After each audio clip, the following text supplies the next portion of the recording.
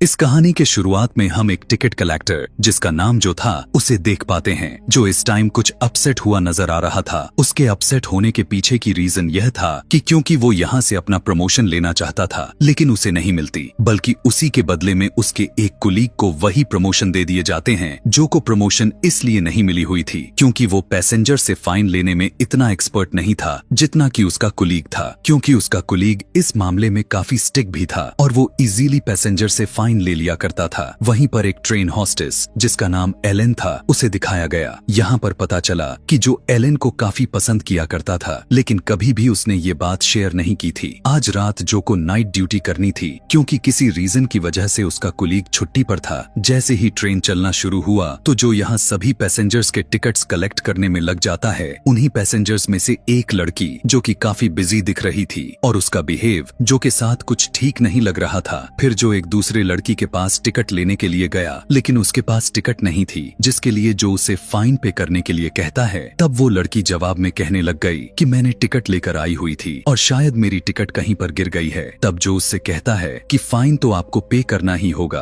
क्योंकि ये ट्रेन के रूल्स में शामिल हैं और आप इस रूल को नहीं तोड़ सकती। सभी पैसेंजर्स के टिकट कलेक्ट कर लेने के बाद जो अपनी सीट पर बैठ गया। बाहर दिखाया गया कि काफी तगड़ी बारिश हुए जा रहे थे। यहाँ जो अपने सीट पर बैठे बैठे ही सो जाता है कि तभी अचानक से ट्रेन रुक जाती है। ऐसा होते ही ट्रेन का ड्राइवर बताने लग गया कि ट्रेन में शायद कोई खराबी हो गया है जिसकी वजह से वो अपने आप ही रुक गई है। जब ड्राइवर ट्रेन को चेक करने के लिए बाहर आया तब वो देखता है कि ट्रेन के नीचे एक हिरण आकर मरा हुआ है और वजह भी यही था कि ट्रेन को अपने आप ही रुकना पड़ गया था। ड्राइवर उस मरे हुए हिरण को निकालने लगा तो उसे यहाँ यह रियलाइज हुआ कि उसके पीछे झाड़ियों में कोई तो है जो अजीब तरह से गुर्रा रहा है। और जब ड्राइवर टर्न करके देखने लगा तो वहाँ की झाड़ियाँ जोर जोर हिल रही थीं। तभी अचानक से एक खौफनाक तरह का जानवर उस ड्राइवर पर अटैक कर देता है। अटैक करने वाले जानवर की बॉडी को देखकर ऐसा लग रहा था कि वो कोई जानवर तो नहीं बल्कि वो वेयरवुल्फ है, यानी आधा इंसान के साथ साथ आधा भेड़िया, या ये एक ऐसा इंसान था जो किसी वजह से एक भेड़िए में कन्वर्ट हो चुका है।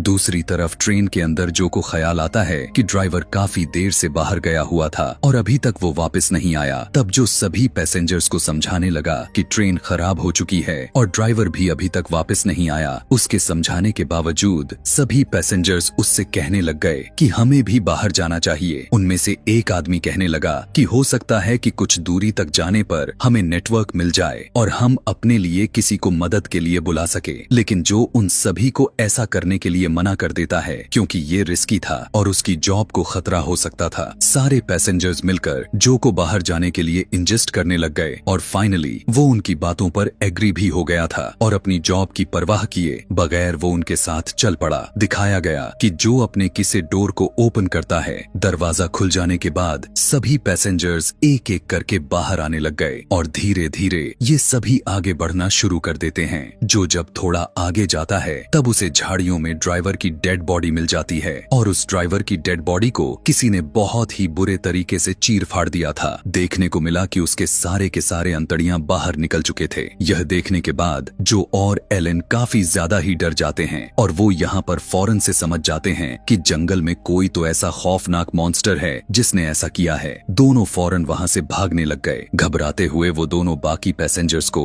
जल्दी से ट्रेन में चढ़ने के लिए कहने लग गए। वो कहते हैं कि ये जगह उनके लिए किसी भी तरह से सेफ नहीं है बल्कि ये एक डेंजर जोन है कि तभी अचानक से भेड़िया की जोर से चिल्लाने की आवाज आती है और उस आवाज के साथ साथ वो वेयरवुल्फ भी काफी तेजी से उनकी तरफ बढ़ रहा था। अब यहाँ पर बाकी पैसेंजर्स तो एक एक करके ट्रेन में चढ़ जाते हैं लेकिन वहाँ पर एक लेडी जिसकी एक टांग अभी तक बाहर ही थी, अचानक से वेयरवुल्फ आकर उस लेडी के पैर को पकड़ लिया और उसे उठा उठाकर काफी जोर जोर से पटकने लगा। लेकिन फिर किसी तरह वो सभी उस लेडी को अंदर लेकर जाने में कामयाब हो गए। सभी देखते हैं कि उस भेड़िए ने लेडी के पैरों को नोच लिया था। वो काफी इंजर्ड हो चुकी थी। फौरन से वे उसके इंजर्ड वाले जगह पर बैंडेज लगाते हैं। उसकी ऐसी हालत को देखकर सभी अब काफी डर गए थे। कुछ टाइम के बाद हेल्प के लिए जो कॉल लगाने लग गया लेकिन उसे कोई भी रिस्पॉन्स नहीं मिल रहा था। वहाँ पर एक लड़का था जो कि काफी सेल्फिश था। वो सभी से कहने लग गया कि बाहर एक बहुत ही खौफनाक तरह का जानवर घूम रहा है और हम सभी उसका मुकाबला कर सकते हैं। कि तभी वो लेडी जिसे वेयरवुल्फ ने काटा हुआ था वो भी कहने लग गई कि वो कोई जानवर नहीं है क्योंकि उसकी बॉडी जानवरों जैसी बिल्कुल भी नहीं थी बल्कि उसकी बॉडी इंसान इंसानों की तरह लग रही थी। यहाँ सभी के सभी उस लेडी के बातों पर इसलिए विश्वास नहीं करते क्योंकि उन्हें लग रहा था कि उस लेडी ने वेयरवुल्फ को देखा हुआ है। काफी शॉक्ड में होने की वजह से ही बस वो ऐसी बोल रही है कि तभी उन लोगों को ट्रेन के बाहर से किसी की अजीब तरह की आवाजें आने लग गए और ट्रेन खुरचने की भी आवाज आना शुरू हो जाते हैं।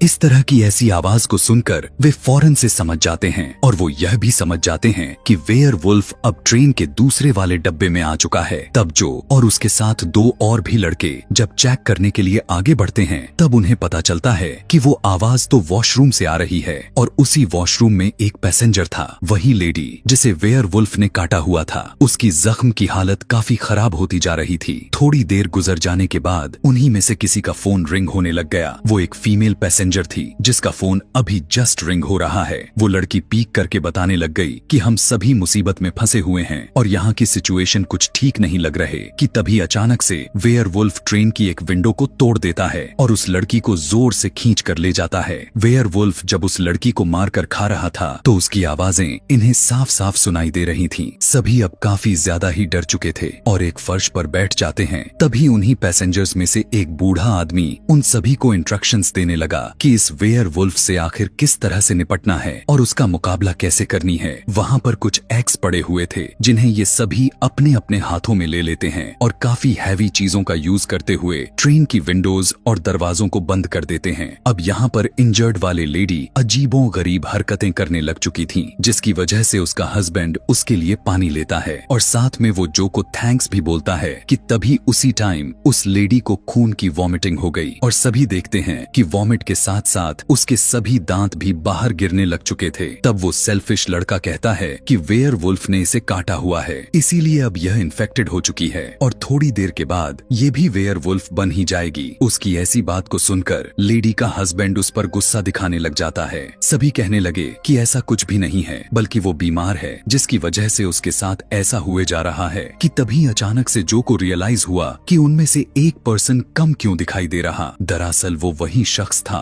जो वॉशरूम गया हुआ था और इस बार भी वो वॉशरूम में ही होता है जो वॉशरूम के पास जाकर उसे जल्दी से बाहर आने के लिए कहने लग गया क्योंकि अब ट्रेन के ऊपर वेयरवुल्फ खड़ा हो चुका था। तब वो लड़का जो वॉशरूम के अंदर था वो हैंड वॉश करने लग जाता है लेकिन वहाँ से पानी भी नहीं आ रहा था कि तभी अचानक से अब वेयरवुल्फ अंदर आ जाता है और उस आदमी को बहुत ही बुरी तरह से मार देता